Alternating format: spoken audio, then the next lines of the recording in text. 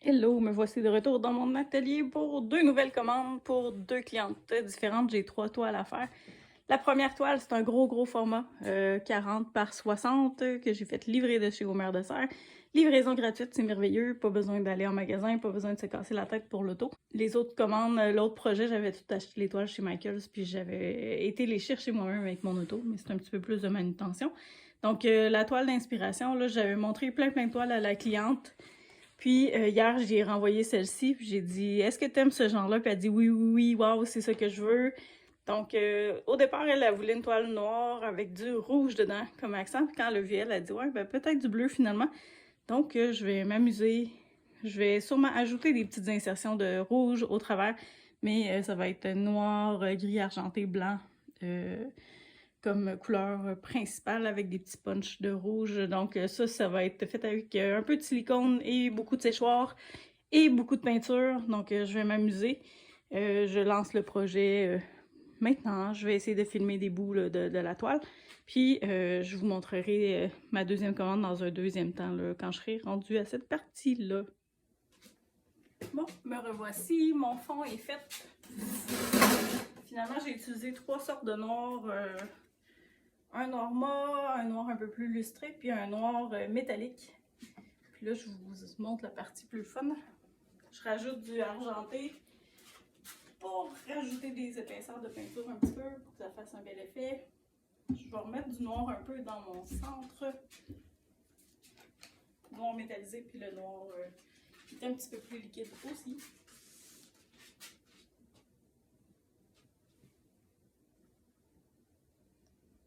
Il est un petit peu plus épais, le noir métallique.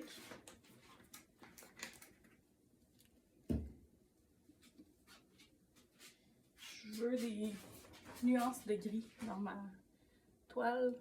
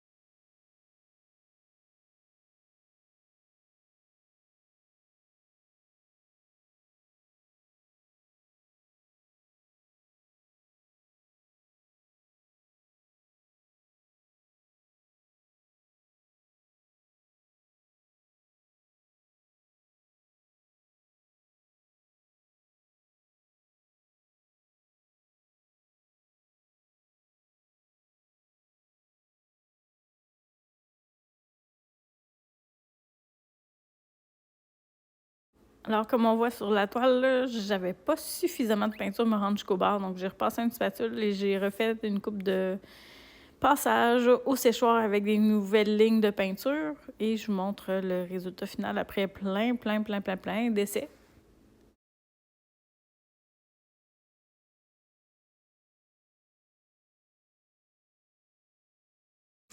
Alors, voici ce que ça donnait mon premier essai. Elle était beaucoup plus pâle que les toiles que la cliente aimait en général. Donc, je lui ai pas montré ni proposé cette version-là.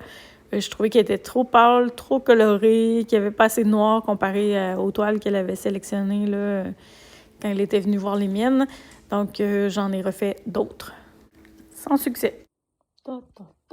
Voici ce qui est arrivé avec la toile. Mes 3 essais sur la grande toile 40 par 60 pour Mélanie. J'ai fini par tout enlever ce qu'il y avait dessus. Avant que ça sèche, je voulais pas briser, scraper la toile parce que les grands formats comme ça, c'est pas donné. Donc je l'ai gratté avant que ça sèche pour éviter que la version finale que je vais réussir aujourd'hui, éviter que la peinture craque, éviter qu'on voit ce qui a été fait en dessous avant parce que j'ai pris de l'expérience avec le projet de condo. Puis je me réessaye pas à refaire la même chose. Donc j'ai tout enlevé. Là, je vais repositionner ma toile autrement pour avoir plus de facilité à travailler sur le côté qui est de l'autre bord. Je l'avais mis sur 2 tables pour avoir de la facilité, mais finalement, ça me complique la vie un petit peu plus. Donc j'enlève les toiles, je repars à neuf. Je repars à neuf avec les nouvelles bâches, comme ça, si ma peinture déborde, je peux la récupérer. Puis j'ai racheté du noir, du bleu et les couleurs que je veux pour cette toile-là. Hello, me revoici avec ma toile. Le fond est terminé. J'ai mis du noir métallique et du gris métallique.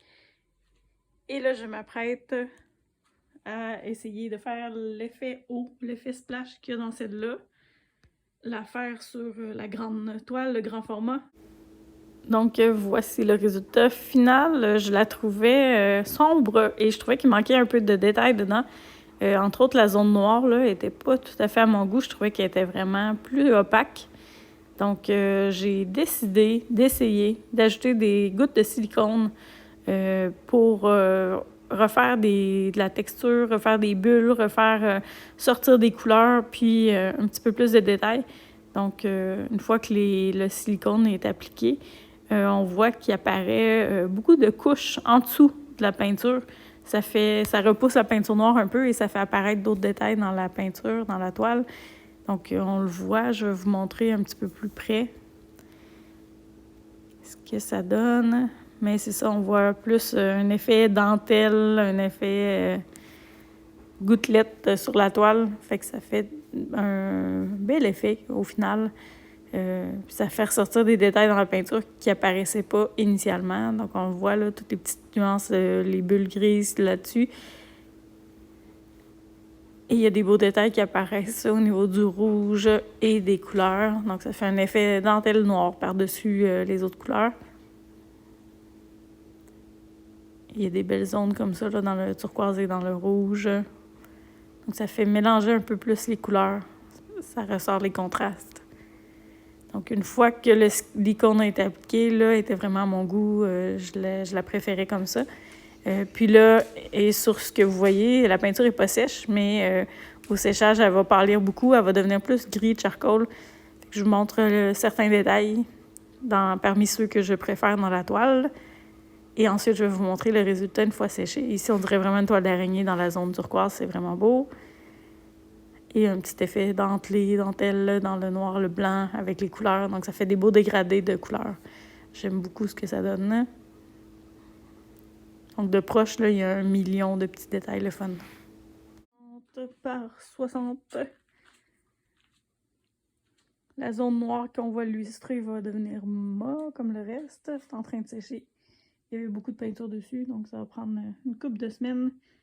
Celle-ci est en train de sécher. J'attends qu'elle soit encore plus sèche avant de la rebouger. Mais le centre va devenir plus pâle. Puis il va me rester à retravailler mes rebords là, avant de la livrer. Mais mission accomplie pour cette commande-là. Et voici les toiles d'inspiration pour la deuxième commande. Cette toile-là a été vendue et n'est plus disponible. La cliente, elle aimait beaucoup. Puis elle voulait une toile aussi effet aurore boréale, mais dans les teintes de bleu plutôt que vert et mauve. Alors, voici la première des 2 toiles, effet explosion. Celle-là est beaucoup plus élargie que la toile d'inspiration dans laquelle l'explosion était contenue, puis on avait un contour noir. Celle-là, et la peinture est allée beaucoup plus loin, beaucoup plus large. Fait que ça fait un effet de projection encore plus grand.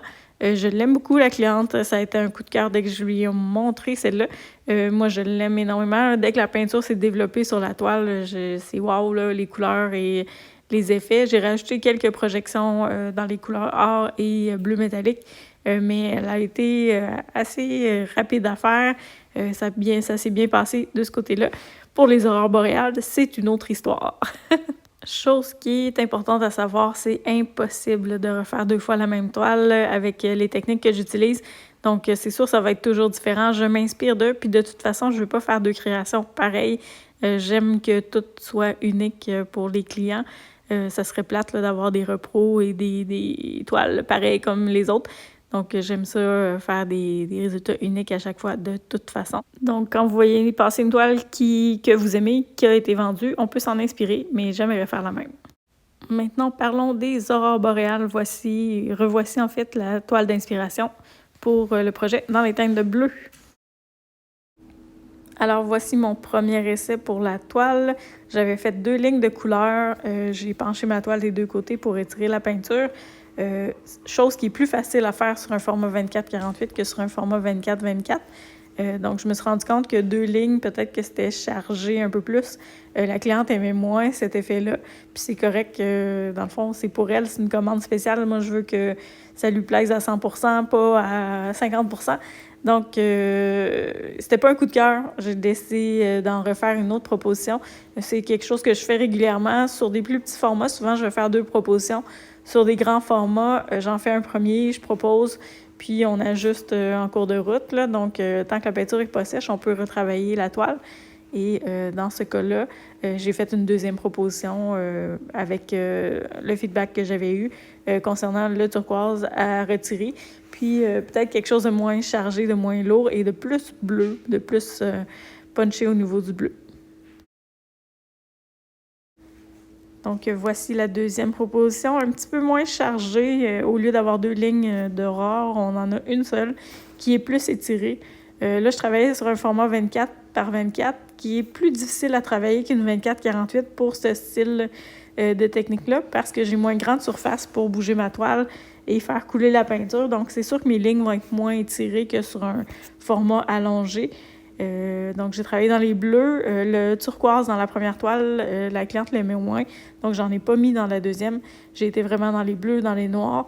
Puis, j'ai étiré ma peinture et j'ai rajouté beaucoup de noir sur les côtés une fois que ma peinture était étirée pour atténuer un petit peu les couleurs puis rendre ça plus noir et bleu, mais plus sombre comme les toiles qu'elle aimait, dans le fond, là, qui était à dominante noire. Donc, avec un petit peu de travail, j'ai fini par arriver à un résultat qu'elle aimait. Puis ça, c'est super important quand je fais des projets. Je dis tout le temps au client, c'est un coup de cœur ou c'est non. Il n'y a pas d'entre-deux de je l'achète, puis ça me plaît pas tant que ça, finalement. Là. Moi, c'est super important que ce soit vraiment un coup de cœur, puis que vous plaise, parce que après ça, vous êtes pris avec. C'est sur vos murs. Donc, je veux pas que quelqu'un m'achète une toile pour être gentil, puis finalement, ça convient pas. C'est vraiment pas ça mon but. Moi, mon but, c'est que à toutes les fois que la personne la voit, elle trippe. C'est l'objectif. Mission accomplie pour cette deuxième toile-là, et la cliente a vu des toiles que j'ai faites hier soir et m'en a commandé une troisième. Donc, voici la toile commandée sur le fly avec un coup de cœur. C'était des toiles dans ma collection estivale. Elle n'est même pas séchée, je viens de la faire. C'est une toile 12 par 12, puis elle est déjà vendue, donc c'est merveilleux, c'est le fun dans ce temps-là. Mais ça a été un gros coup de cœur pour moi, cette toile-là aussi. Je vais en refaire assurément dans ce style-là, dans des gros formats 24 par 24. C'était une 12 par 12. Quand j'ai fait cette toile-là, c'était sur un coup de tête. Ça me tentait d'essayer de faire des floraisons comme ça. Mais quand les couleurs se sont développées, j'ai fait « wow! » C'est vraiment quelque chose, celle-là. Ça a été un gros coup de cœur pour moi. Assurément, je vais en refaire et sûrement que je vais m'en faire pour moi aussi. Si vous aimez le style, vous surveillerez la collection d'été qui va paraître dans mes prochaines vidéos. Il y en aura assurément d'autres dans ce style-là. Et revoici la toile Aurore boréale, mon premier essai qui n'a pas été retenu par la cliente. Je me suis amusée après à faire des lignes et faire ressortir du turquoise, puis quelques couleurs de la toile par-dessus pour rajouter des effets que je trouve plus funky, plus amusants. Donc, celle-là est disponible si jamais vous avez un coup de cœur en ce moment. Elle est disponible jusqu'à nouvel ordre. Puis, c'est ce que je fais en fait quand j'ai une deuxième toile qui n'est pas retenue par la cliente. Je la rends accessible à tout le monde. Donc, si c'est un coup de cœur pour vous, faites-moi signe. Si tu es scandalisé par mon gaspillage de peinture, sache que je récupère les débordements de peinture qui vont sur mes toiles, sur les polythènes. En fait, je le réutilise souvent pour faire les fonds des toiles suivantes ou faire du coulage sur verre ou refaire d'autres peintures. Donc, généralement, là, je récupère ma peinture à moins que ça tombe par terre. Mais si ça tombe sur une surface propre, j'essaie de récupérer un maximum de peinture et je fais d'autres projets avec, comme celui-ci qui est une composition de 2 toiles disponible actuellement. J'en profite pour te saluer les mains pleines de peinture, le chandail plein de peinture et les pantalons pleins de peinture comme à toutes les fois que je travaille. Donc, il n'y a pas juste ça sur les bâches que la peinture se retrouve. Il faut pas avoir peur de se salir. Et si t'es pas peureuse de te salir, j'aurai des ateliers cet été. Reste à l'affût. Merci de ton écoute. À bientôt.